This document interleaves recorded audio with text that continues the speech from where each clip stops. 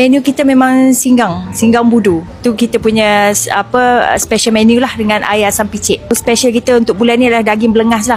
Sebab setiap 2 bulan sekali kita akan ada menu baru. So menu yang paling latest ni yang daging goreng belengas yang tengah viral ni. Benda ni dia order baru buat. Ya betul, kita masak panas-panas. Okey. Untuk orang-orang yang peminat makanan Kelantan lah, terutamanya orang-orang di sekitar Setia Alam, Shah Alam yang mencari makanan autentik Kelantan, boleh datang cuba di restoran Khadijah. Sebab kat sini memang masakan kita betul-betul Kelantan, terutamanya singgang kita betul-betul rasa macam resepi mak-mak Kelantan punya. Sebab kita masak kawah kalau yang singgang ni. Saya sendiri masak.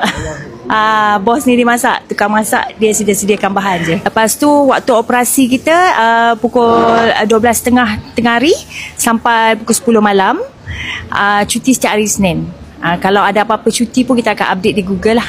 Restoran dekat Setia Alam boleh Waze Siara 88, Restoran Khadijah. Ataupun kalau nak dapat landmark lebih tepat lagi, Waze je Mami Hana HQ.